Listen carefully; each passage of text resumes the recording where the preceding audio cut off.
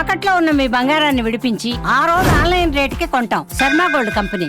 నమస్కారం, welcome to Suman TV. నేను గీతాంజలి. ప్రస్తుతం మనతో పాటు భారతీ శంకర పీఠం వ్యవస్థాపకులు, ప్రముఖ ఆధ్యాత్మికవేత్త, బ్రహ్మశ్రీ అన్నవరపు తిరుపతి మూర్తి అవధాని గురువు గారు ఉన్నారు. వారితో మాట్లాడదాం. గురుగారు నమస్కారం అండి. ఓం శ్రీ మహాగణాధిపతయే నమః. గురుగారు, ప్రతి పూజలో ఖచ్చితంగా ఉండేవి కొన్ని వస్తువులు ఉంటాయి. అందులో మనం దీపారాధన చేస్తాము, అగరబత్తి కర్పూరం అన్ని వెలిగిస్తాం, తాంబూలం పెడతాము, ఏదో పళ్ళు పలహారాలు అన్ని సమర్పిస్తాము. ప్రత్యేకించి ఇంకేమైనా నైవేద్యాలంటే సమర్పించి చివరగా చేసే పని ఏమిటంటే కొబ్బరికాయ కొడతాం. అవును. కొబ్బరికాయ గనక బాగా కరెక్ట్ గా సెంటర్ లోకి పగిలితే దేవుడు కరుణించాడు, మన పూజ ఫలించిందనే ఒక ఆనందం ఉంటుంది. అలాగే కొబ్బరికాయ విషయంలో చాలా సందేహాలు ఉన్నాయి, అవన్నీ వీడియోలో అడుగుతాను మీకు. నాకు ఫస్ట్ ఒక సందేహం అండి, కొబ్బరికాయ కొట్టడానికి అసలు కారణం ఏంటి? దానికి దేనికి నిదర్శనం ఒక కొబ్బరికాయ అనేది? ప్రపంచంలో ఎన్నో రకాల పళ్ళు ఫలాలు ఉన్నాయి. దేనికి లేని ఒక పూర్తి పేరు నారికేలానికి ఉంది, పూర్ణ ఫలము అని అంటారు. అంటే మనం ఎవరైనా మంచి కోరుకుని వాళ్ళు బాగుపడాలి అన్నప్పుడు వాళ్ళకి మనం ఏదన్నా చీరో ఏదైనా పెడుతున్నాం, జాకెట్ మొక్క కొబ్బరికాయతో కలిపిస్తే వాళ్ళు నిజంగా బాగుపడతారమ్మా. కొబ్బరికాయకి మాత్రమే అంత శక్తి ఉంది. ఒకే ఒక్క విషయంలో కొబ్బరికాయ వలన అన్యాయం జరుగుతుంది, అంటే వంశం లేకుండా పోతుంది. అది తప్పితే ఇంకా ప్రతి విషయంలోనూ కొబ్బరికాయ వలన 1000 రకాల మంచినమ్మ ఉపయోగాలు ఉన్నాయి. అలానే ఒకే ఒక కొబ్బరికాయ వలన తిలా పాపం తలా పిడికెడు. వీరు చేసిన ఒక్క పనికి 100 మంది ఆ పాపాలని అనుభవిస్తూ ఉంటారు. అంటే మంచి చెడు మనిషి జీవితాన్ని ఉద్ధరింపజేసేది పూర్తిగా కేవలం ఒక నారికేలం, కొబ్బరికాయ. చెప్పుకుంటూ పోతే దీని గురించి ఇంత సరిపోదు, చాలా ఉంది. ఎలా అంటే అమ్మా, ప్రధానంగా మేము ఎన్నో చూస్తూ ఉంటాం. కొబ్బరికాయ కొట్టినప్పుడు మజ్జిగ పగిలితే చక్కగా బా బ్రహ్మాండం, నాకు ఏదో కలిసి వచ్చేస్తుంది అని అనుకుంటాం. అటు ఇటు ముక్కలుగా అయితే వెంటనే మనకు నెగిటివ్ వచ్చేస్తుంది. స్వతహాగా మనం మనుషులం కాబట్టి మనకు ఆలోచనలు వచ్చేస్తాయి. కానీ సర్వకాల సర్వావస్థలు ఎందు కూడా కొబ్బరికాయ గురించి మనం తెలుసుకోవాల్సింది ఏదైనా ఒకటి ఉంది అంటే 10 రకాల విషయాలు ఉన్నాయి, ఒకటి కాదు. బొట్టు పెట్టిన కాయ కొట్టడానికి పనికిరాదు, కొట్టిన తర్వాత బొట్టు పెట్టి నివేదనకి పనికిరాదు. ఈ రెండు మనం ప్రధానంగా తెలుసుకోవాలి. ముందు బొట్టు పెట్టకూడదు, అంటే కొట్టిన తర్వాత బొట్టు పెట్టకూడదు, పెట్టొద్దు. కొబ్బరికాయ తడిపి అసలు కొట్టకూడదు. ఈ 3 మనం తెలుసుకోవాలి. ప్రకృతి నుంచి సహజ సిద్ధంగా వచ్చినటువంటిది నారికేలం. దాన్ని నేనేదో బాగు చేస్తా కడుగుతా అనేటువంటి విషయం అధర్మమైన విషయం ఒకటి. దానికి నేను బొట్టు పెట్టి కొడతా అనేటువంటిది మరొక అధర్మమైన విషయం. బొట్టు కొట్టిన తర్వాత బొట్టు పెట్టి నివేదన పెడతా. కొంతమంది అది సౌభాగ్యం కదండి, మంచిది కదండి, బొట్టు పెట్టి అందులో చిన్న బెల్లం ముక్కేసి అలా నివేదన పెడతారు.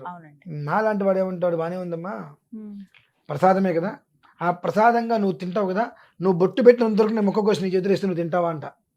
తింటారా? కుంకుమ ఉందని చెప్పి తీసేస్తా. అదేంటి అంటే భగవంతుడికి రాళ్ళు పెట్టినా, రప్పలు పెట్టినా, కుంకుమ పెట్టినా, ఏం పెట్టినా ఆయన తినాలా? ఆయనకి ప్రసాదంగా పెట్టింది అంతవరకు, ఆ మొక్క వరకే, కుంకుమ వరకు నీకు ఇస్తాను, నువ్వు తినవంటే మన తినమా? ఇది ఎక్కడి వరకు మనకి అది మనకు మనం తెలుసుకోవాల్సినమ్మా. 2 వచ్చేటప్పటికి చాలా మందిలో పాపం అపోహ. కొబ్బరికాయ కొట్టినప్పుడు అవి కులిపోతాయి, కులిపోగానే చాలా నెగిటివ్కి వెళ్తారు వాళ్ళు. అయ్యో నాకేదో జరగబోతుంది అని చెప్పి.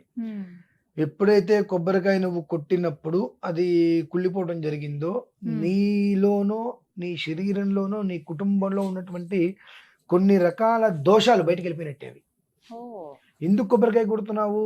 యా ఫలినీర్యా అఫల అపుష్ప యాశ్చ పుష్పినీ బృహస్పతి ప్రసూతాస్తానో ముంచన్వగుంహసః అని కొబ్బరికాయకి మంత్రం కొడుతున్నావు. అంటే అన్ని రకాల రుగ్మతులు నా నుంచి వెళ్ళిపోవాలి తండ్రి, పూర్ణఫలంగా నీకు నేను సమర్పిస్తున్నాను అన్నప్పుడు అన్ని రకాల రుగ్మతులు వెళ్ళిపోవాలి. నువ్వు కొబ్బరికాయ కొట్టావుగా, తట్టుకోలేని రుగ్మతులు నీ దగ్గర ఉన్నాయి. ఆ కుళ్ళిపోయింది కాయ, ఆ కుళ్ళిపోతున్న రుగ్మతులు బయటకు వెళ్ళిపోయినట్టే కదా. ఆ ఒక్కటి మనం ఎందుకు గమనించట్లా? చాలా మందికి ఉండే సందేహం ఇదే, కొబ్బరికాయ కొడితే పాపం భయపడుతుంటారు. కొబ్బరికాయ కుళ్ళిపోతే అది అరిష్టం, ఏదో అరిష్టం వెళ్ళిపోయినట్టు, అరిష్టం వస్తున్నట్టు కాదు, వెళ్ళిపోయిన మన దగ్గర ఉన్నటువంటి అరిష్టాలు దోషాలు వెళ్ళిపోయినట్టు. అది మనం గమనించుకోవాలి. వెంటనే ఇంకో కొబ్బరికాయ తీసుకొచ్చి మళ్ళీ కొట్టి స్వామివారికి మనం నివేదన పెట్టుకుంటాం.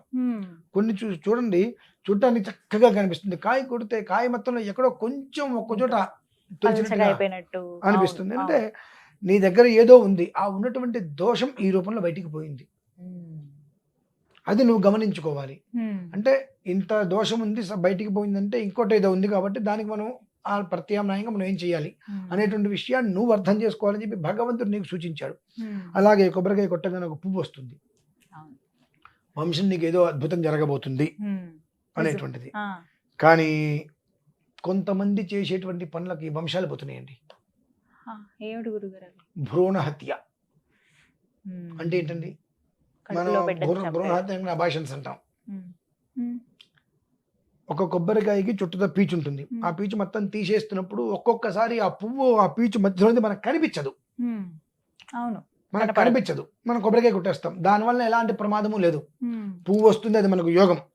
కానీ ఎప్పుడైతే కొబ్బరికాయ పక్కన నుంచి చిన్న చిన్న కొబ్బరికాయలు చెట్టు పెంచి పడుతూ ఉంటాయి, అలా ఇట్లా వస్తుంది కాయ మొక్క వస్తున్నట్టుగా, అది కనిపించిన తర్వాత మనం కొట్టకూడదమ్మా.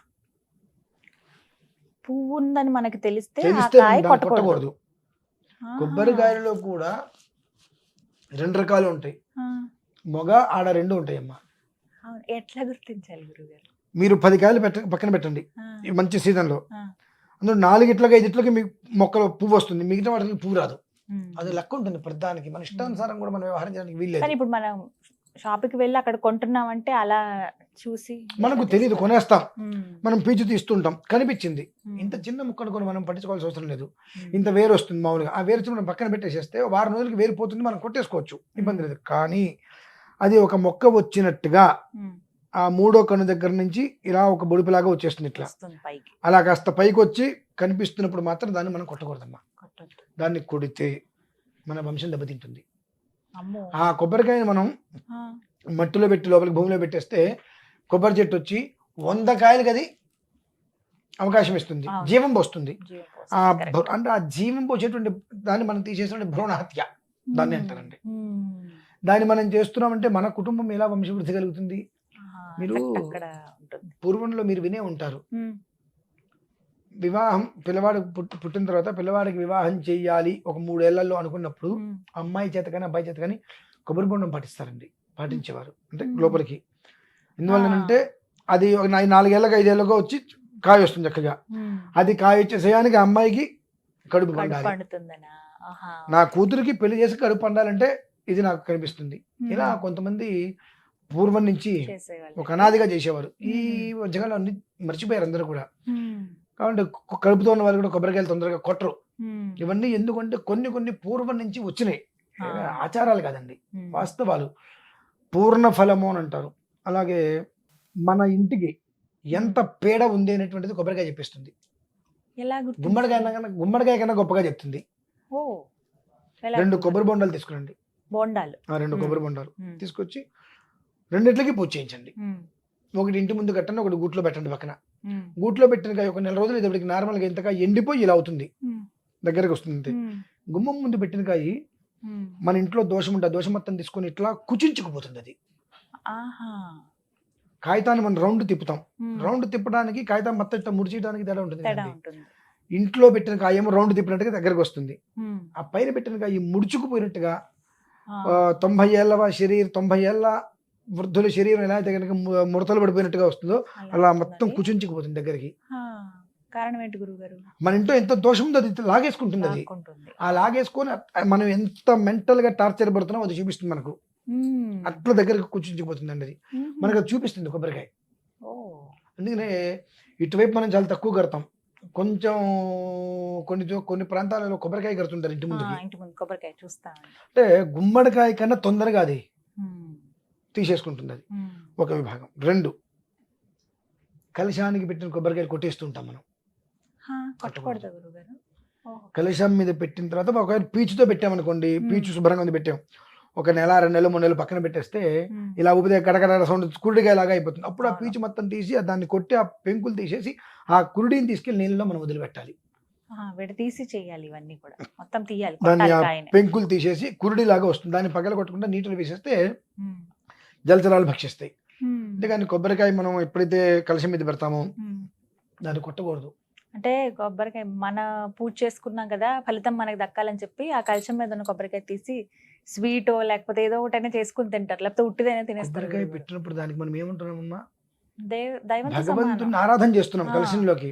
భగవంతుణ్ణి ఆరాధన చేసిన తర్వాత దాన్ని మనం ఏ ప్రమాణంలో మనం కొడుతున్నాం, చాలా దోషం ఉంటుంది. కలశం చాలా మీద మంది పెట్టిన చూస్తుంటాం. కొబ్బరికాయ కలశం మీద కొబ్బరికాయ కొట్టేసుకొని తినేయాలి, ఆ కలశం మీద పెట్టిన జాకెట్ కుట్టించుకోవాలని ఆ, చాలా ప్రమాదం అది. ఓ. కలశం మనం పెట్టాము అంటే ఆ కలశం నువ్వు ఏది పెట్టావని కదా, మొత్తం ఆ కలశం పంతులు గారికి ఇచ్చి పంపించేసేయాలి. మ్మ్హ్మ్. మనం కలశం మీద మండపం మీద పెట్టింది ఏది మనం వాడకూడదు, వాడొద్దండి. అసలు ఒకవేళ వాడకూడదు. అయ్యగారు అందుబాటులో లేకపోతే ఇంకో దేవాలయంలో ఇచ్చేయటం. ఇచ్చేయాలంతే. కొబ్బరికాయ, ఈ కొబ్బరికాయ దగ్గర పెట్టుకొని ఇంకో కొబ్బరికాయ ఇచ్చేసేయాలి వాళ్ళకి. ఈ కొబ్బరికాయ నువ్వు పక్కన పెట్టుకొని ఓ నెలకో 2 నెలలకో ఇలా ఊపినప్పుడు గడగడ సౌండ్ వచ్చింది, ఓకే కురుడికాయ అయిందని చెప్పి ఆ పెంకు తీసి పక్కన పెట్టేసి ఆ కురుడిని తీసుకెళ్లి నీళ్ళలో వేసేయాలి. నీళ్ళల్లో వేయాలి. దీనికి మన వాళ్ళకి అత్యుత్సాహం ఎలా ఉంటుందంటే అమ్మా, మ్మ్. ఇలా సౌండ్ రాగానే దాన్ని పగలు కొట్టేసేసి వచ్చే చెత్త కూడా వేసేస్తారు తీసుకెళ్ళి. మ్మ్. ఈ కొబ్బరికాయలో మళ్ళీ మన దగ్గర విపరీతమైన దోషం ఉంది అన్నప్పుడు అది కురుడి కన్నా ఎండిపోతుంది, మొత్తం లోపల నీళ్ళతో సహా ఎండిపోయి పొడి పొడిగా మొత్తం బూజు పట్టేసి పొడి పొడిగా అయిపోతుంది మొత్తం అంతా. అది అవును. కుళ్ళిపోయినట్టుగా వచ్చేస్తుంది, బూజు పట్టేస్తుంది మొత్తం అంతా. మ్మ్. ఇలా మనం ఊపినప్పుడు కచకచ సౌండ్ మ్మ్. అలా వచ్చిన దాన్ని అగ్నిహోత్రంలో వేసేయాలి. ఆహా. దాన్ని తీసుకెళ్లి గురుగారు చెప్పారు కాబట్టి నేను నీళ్ళలో వేస్తానంటే అవి తినడానికి వచ్చి ఆ జీవరాశులు చనిపోతాయి. మ్మ్. అగ్నిహోత్రంలో వేయాలి. ఒక కొబ్బరికాయ మనిషి నిట్ట నిలువు జీవితాన్ని తేల్చేస్తుందమ్మా. శాసిస్తుంది అంతే.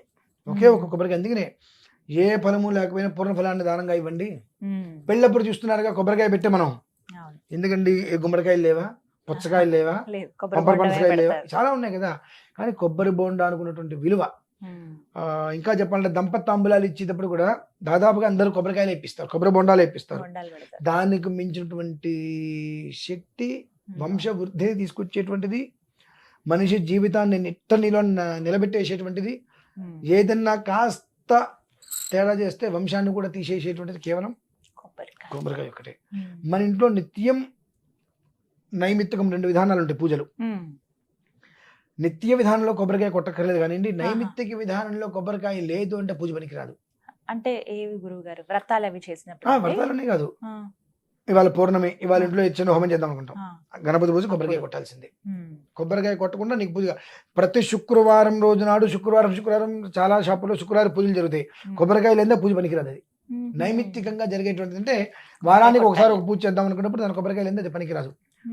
2, దీంట్లో దోష పాపాలు చెప్పంటారండి. చాలా మంది నాకు ఈ ముక్కు తీరితే నేను 100 కొబ్బరికాయలు కొడతా, 200 కొబ్బరికాయలు అలా కొడతా మొక్కుకుంటారు అని గురువు గారు. అంటారు. 100, 108 అలా. ఎప్పుడు కూడా వీళ్ళు కొట్టే దాంట్లో కూడా ఎత్తి వేస్తారు. మాది ఎంత పాపమో, జీవితం ఛిద్రం అయిపోతుంది. అమ్మో. కొబ్బరికాయని ఎత్తి ఎప్పుడు కొట్టకూడదు. మ్మ్. ఇంటి ముందు కొట్టినా సరే కర్పూరం పెట్టి తిప్పినా కర్పూరం తీసి ఇట్లా కొట్టి అటొక ముక్క ఇటొక ముక్క పెట్టాలి. నువ్వు మ్మ్. ఎత్తి కొట్టావా, కొంతమంది అంటారు గట్టిగా వేసి కొట్టా, ఎన్ని మొక్కలు అయితే అంత మంచిది అంటారు. మ్మ్. అంత ఛిద్రం అవుతుంది బ్రతుకు. అమ్మో. మ్మ్.